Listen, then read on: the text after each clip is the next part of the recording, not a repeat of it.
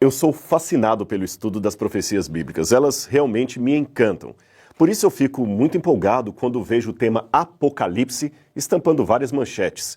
É porque, nesses temas, eu vejo uma oportunidade de testemunhar aquilo que eu acredito com relação ao fim dos tempos. Aliás, uma pesquisa recente feita pela Lifeway, uma organização não denominacional dos Estados Unidos, revelou que a maioria dos evangélicos gostariam que o seu pastor pregasse mais sobre o Apocalipse e o fim do mundo. E eles estão sentindo falta desses temas. Isso, na verdade, é um bom puxão de orelha naqueles pregadores que vivem falando de autoajuda, esquecendo-se das verdades essenciais da fé. É aí que entra o estudo do Apocalipse. Um livro que, se estudado a fundo, trará um grande reavivamento espiritual para a sua igreja. Deixe-me explicar para você o que significa essa estranha palavra, Apocalipse. É fácil, você vai ver. Em grego, a palavra calipto significa sombra, ok? Sombra. A palavra eu significa bom. Portanto, eucalipto quer dizer boa sombra. Fácil, não é mesmo? Agora, o prefixo apó é uma preposição que pode significar para fora de, para longe de, retirado de. Por exemplo, apóstolo, aquele que é enviado para pregar fora, para pregar longe. Apostasia, aquele que sai do meio do povo de Deus, e assim por diante. Portanto, quando eu junto a palavra apó, para fora de, com calipto, sombra, você encontra o termo apocalipto ou apocalipse, isto é, para fora da sombra, para longe da sombra. Ora, o que está longe ou fora da sombra está às claras, está revelado. Por isso que Apocalipse significa revelação. Legal, não é mesmo? Ele é a revelação de Jesus Cristo, que Deus lhe deu para mostrar aos seus servos aquelas coisas que em breve deveriam começar a acontecer. Mas o fato de ser uma revelação de Deus não impede que haja entre os cristãos sinceros diferenças de opinião a respeito desse livro e, por isso, eu queria começar citando uma frase de Santo Agostinho que, para mim, é texto de cabeceira. Santo Agostinho dizia que, no que é essencial, devemos ter unidade. No que não é essencial, podemos ter diversidade ou liberdade. Mas, em tudo, é obrigatório que tenhamos caridade ou amor, especialmente por aquele que pensa diferente de mim. É por isso que, com muito respeito, eu creio que vou chocar alguns irmãos evangélicos que seguem as minhas redes sociais. Então, você está preparado para o choque? Pois bem, lá vai. Eu não creio no arrebatamento da igreja. Pronto. Mas como? Será que o Rodrigo Silva perdeu a sua fé? Não é nada disso. E talvez você se surpreenda em saber que eu não estou sozinho nisto. Uma pesquisa feita pelo Pew Forum sobre religião e vida pública entrevistou 2.200 líderes evangélicos de 190 diferentes países e descobriu que 32% deles também não acreditam que haverá um arrebatamento secreto da igreja no fim dos tempos. Quando a pesquisa muito semelhante foi feita com teólogos, desta vez norte-americanos, o número daqueles que negavam ou nutriam sérias dúvidas sobre o arrebatamento era da ordem de 60%. Apenas para situar aqueles que talvez não saibam do que eu estou falando, é que uma grande parte dos cristãos evangélicos de hoje, especialmente pentecostais e neopentecostais, acredita que a segunda vinda de Cristo terá duas fases. A primeira é quando ele vem de maneira secreta para arrebatar ao céu aqueles crentes mortos e vivos, conforme está em 1 Tessalonicenses capítulo 4, versículos 13 a 17. Nesta compreensão, uma multidão de pessoas irá desaparecer de um momento para outro. É por isso que, em alguns automóveis, nós vemos às vezes aquele adesivo escrito "Cuidado, em caso de arrebatamento, este automóvel ficará descontrolado". É uma maneira bem-humorada de pregar aquilo que eles acreditam. Bem, continuando então, em virtude desse suposto desaparecimento da igreja, que seria arrebatada por Cristo, haverá então 7 anos de tribulação na terra, governada pelo anticristo, que perseguirá o país de Israel, e nesse momento os judeus deverão se converter a Jesus. Então só depois disto é que Cristo volta, aí sim, numa segunda fase, em glória e majestade, em companhia daqueles que já haviam sido arrebatados anteriormente, e então reina 1000 anos sobre a terra. É mais ou menos isto que ensina o dispensacionalismo ou a doutrina do arrebatamento secreto. No entanto, talvez poucos saibam, mas apesar do fascínio que essa visão traz sobre muitos crentes, esta não é uma doutrina claramente encontrada na Bíblia Sagrada. E mesmo que você diga não, está assim na Bíblia, deverá admitir que desde que o apóstolo João escreveu o Apocalipse até o ano de 1830, ninguém jamais falou dela. Ou seja, tivemos 1800 anos de cristianismo sem que ninguém sequer ouvisse falar do tal arrebatamento secreto. Quem primeiro pregou isto foi John Nelson Darby, um pregador anglo-irlandês.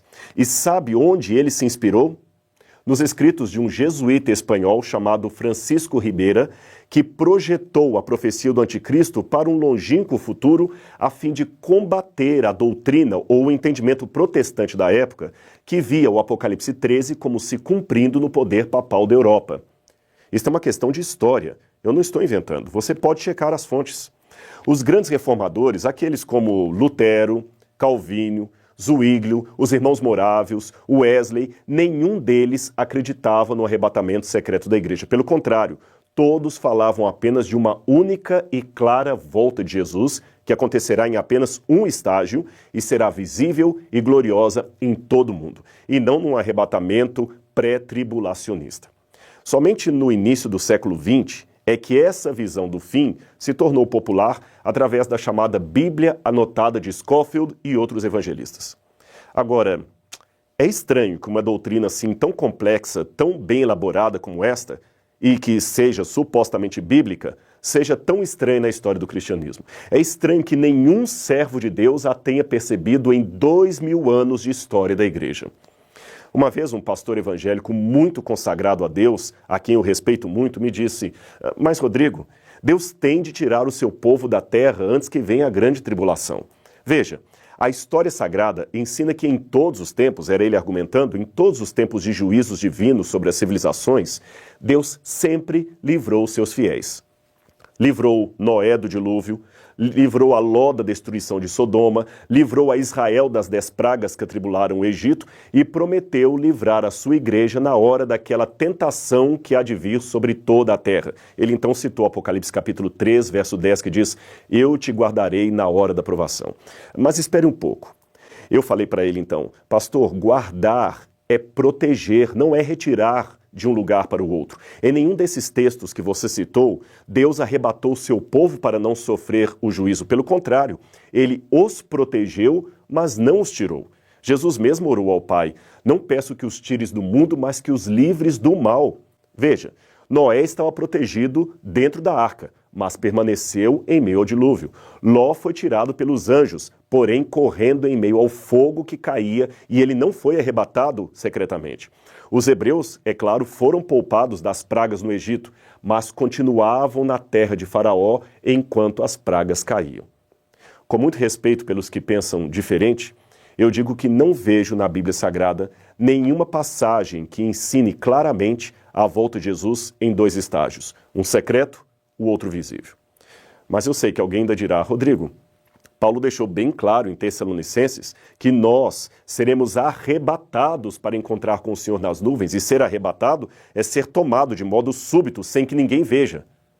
Ora, confira o dicionário e você vai ver que arrebatado não tem nenhuma conotação de ato secreto, nem em português, nem no grego, que era a língua original do Novo Testamento. Tanto é que a palavra harpazo, ou arrebatar, pode ser traduzida por roubar em Mateus 12, 29. E veja que ela claramente tem o sentido de algo visível, pois Jesus diz nessa passagem que ninguém consegue roubar ou arrebatar a casa do valente a menos que o amarre. Ora, se fosse algo secreto, o valente nem perceberia.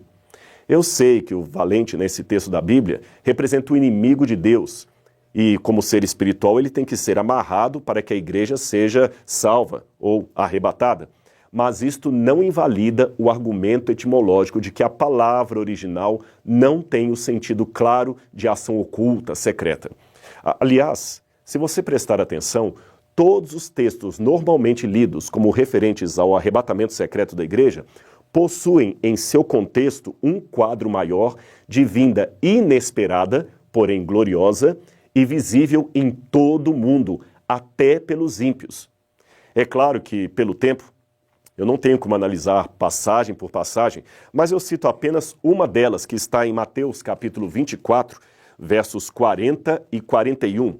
Ali diz: 2 estarão no campo, um será tomado e deixado o outro. 2 estarão no moinho, uma será tomada e deixada a outra. Será isto um arrebatamento secreto?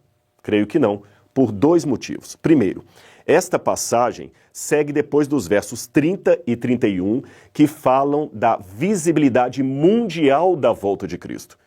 Portanto, é depois da vinda gloriosa que esses textos têm lugar. Em segundo lugar, a comparação que Jesus faz imediatamente antes é com o dilúvio. Esse é um dado importante para você entender essa passagem. Você pode ver na sua Bíblia. Ele fala: assim como foi nos dias de Noé, assim será a vinda do Filho do Homem.